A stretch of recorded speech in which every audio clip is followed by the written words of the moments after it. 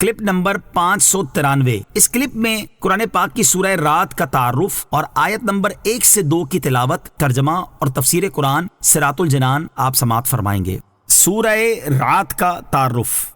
مقام نزول: سورہ رات مکیہ ہے اور حضرت عبداللہ بن عباس رضی اللہ تعالیٰ عنہما سے ایک روایت یہ ہے کہ ان دو آیتوں لا یزال الذین کفروا تصیبہم اور ویقول الذین کفروا لست مرسلا کے سوا اس صورت کی سب آیتیں مکی ہیں، اور دوسرا قول یہ ہے کہ یہ صورت مدنی ہے۔ رکوع اور آیات کی تعداد: اس میں 6 رکوع اور 43 آیتیں ہیں۔ رعد نام رکھنے کی وجہ: رعد بادلوں سے پیدا ہونے والی گرج کو کہتے ہیں، اور بعض مفسرین کے نزدیک بادل پر مامور ایک فرشتے کا نام رعد ہے، اور اس صورت کا یہ نام آیت نمبر 13 میں مذکور لفظ الرعد کی مناسبت سے رکھا گیا ہے۔ سورہ رات کی فضیلت: حضرت جابر بن زید رضی اللہ تعالیٰ عنہ فرماتے ہیں، جب کسی انسان کی موت کا وقت قریب آ جائے تو مستحب یہ ہے کہ اس کے پاس سورہ رات پڑھی جائے، کیونکہ یہ مرنے والے کے لیے آسانی کا اور اس کی روح قبض ہونے میں تخفیف کا سبب ہوگی۔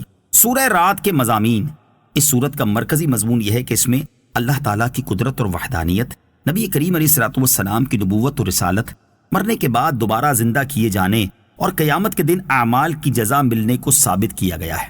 چنانچہ سورت کی ابتدا میں آسمانوں اور زمین، سورج اور چاند، رات اور دن، پہاڑ اور دریا، کھیتی اور مختلف ذائقوں، خوشبوؤں اور رنگوں والے پھلوں کی پیدائش کے ذریعے تخلیق اور ایجاد میں، زندگی اور موت دینے میں، نفع اور ضرر پہنچانے میں اللہ تعالیٰ کی یکتائی، اس کی قدرت، مرنے کے بعد مخلوق کو دوبارہ زندہ کیے جانے اور اعمال کی جزا ملنے پر دلائل دیے گئے ہیں۔ اسی طرح اس صورت میں مشرکین کے شبہات کا رد بھی کیا گیا ہے۔ اس کے علاوہ اس صورت میں یہ مضامین بیان کیے گئے ہیں۔ نمبر 1، اللہ تعالیٰ کے حکم سے انسان کی حفاظت کے لیے فرشتوں کے موجود ہونے کی خبر دی گئی۔ نمبر 2، حق اور باطل میں، نیز بندگان خدا اور بتوں کے پجاریوں میں ایک مثال کے ذریعے فرق بیان کیا گیا۔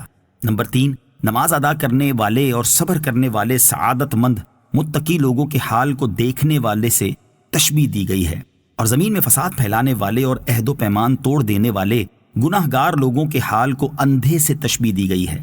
نمبر 4، متقی لوگوں کو جنات عدن کی بشارت دی گئی، اور عہد توڑنے والوں اور زمین میں فساد پھیلانے والوں کو جہنم کے عذاب کی وعید سنائی گئی۔ نمبر 5، رسول کریم علیہ الصلوۃ والسلام کی ذمہ داریاں بیان کی گئیں۔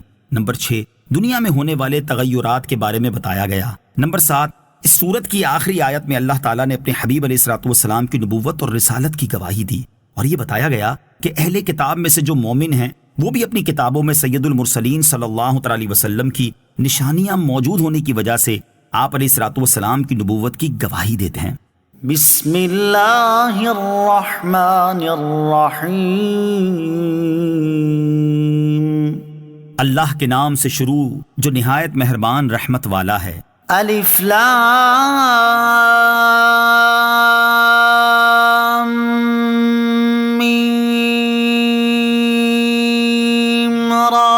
تلك آیات الكتاب والذی انزل الیک من ربک الحق ولکن اکثر الناس لا یؤمنون۔ ترجمہ: الف لام میم را، یہ کتاب کی آیتیں ہیں، اور وہ جو تمہارے رب کی طرف سے نازل کیا گیا ہے وہ حق ہے، لیکن اکثر لوگ ایمان نہیں لاتے۔ الف لام میم را، یہ حروف مقطعات میں سے ایک حرف ہے، اس کی مراد اللہ تعالیٰ ہی بہتر جانتا ہے۔ والذی انزل الیک، اور وہ جو تمہاری طرف نازل کیا گیا۔ مشرکین مکہ کہتے تھے کہ یہ کلام محمد مصطفیٰ صلی اللہ تعالیٰ علیہ وسلم کا ہے اور انہوں نے خود بنایا ہے۔ اس آیت میں ان کا رد کرتے ہوئے اللہ تعالیٰ نے ارشاد فرمایا کہ یہ قرآن جو رسول اللہ صلی اللہ تعالیٰ علیہ وآلہ وسلم پر ان کے رب عز و جل کی طرف سے نازل کیا گیا حق ہے، اس میں شک کی کوئی گنجائش نہیں، لیکن اکثر اہل مکہ اس بات پر ایمان نہیں لاتے کہ قرآن اللہ تعالیٰ کی طرف سے ہے۔ اللہ الذی رفع السماوات بغیر عمد ترونها ثم استوى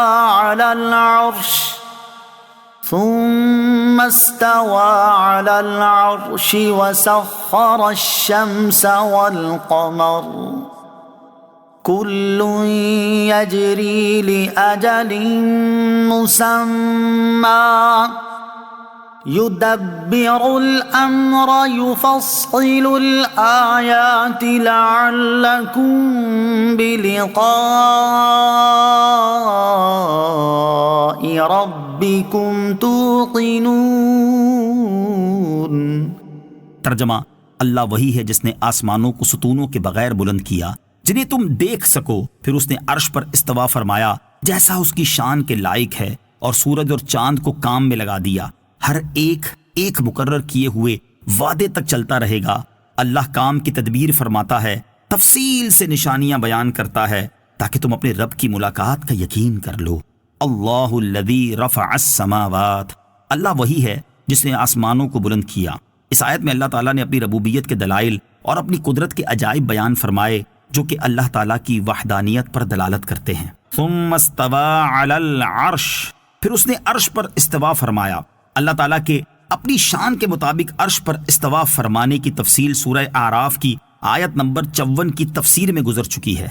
وَسَخَّرَ الشَّمْسَ وَالْقَمَرَ، اور سورج اور چاند کو کام میں لگا دیا، یعنی اپنے بندوں کے منافع اور ان کی ضروریات کو پورا کرنے کے لیے سورج اور چاند کو کام پر لگا دیا، اور وہ حکم کے مطابق گردش میں ہیں۔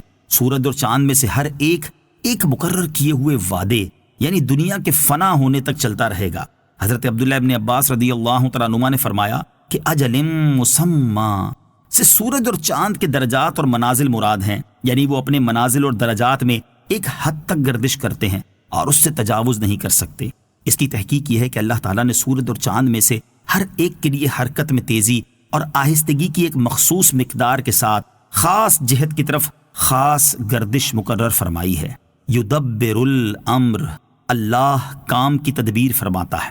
اس میں بھی اللہ تعالیٰ کی قدرت کے کمال اور اس کی رحمت کی دلیل ہے، کیونکہ پوری مخلوق اللہ تعالیٰ کی تدبیر اور رحمت کی محتاج ہے، اور سب اللہ تعالیٰ کی قضاء، قدرت اور قہر کے تحت داخل ہیں۔ یفصل الآیات، تفصیل سے نشانیاں بیان کرتا ہے، یعنی اللہ تعالیٰ اپنی وحدانیت اور قدرت کے کمال پر دلالت کرنے والی نشانیاں تفصیل سے بیان فرماتا ہے، اور اس میں حکمت یہ ہے کہ تم اپنے رب عز و جل کی ملاقات کا یقین کر لو اور جان لو کہ جو ذات انسان کے معدوم ہونے کے بعد اسے موجود کرنے پر قادر ہے، تو وہ انسان کو موت دینے کے بعد زندہ کرنے پر بھی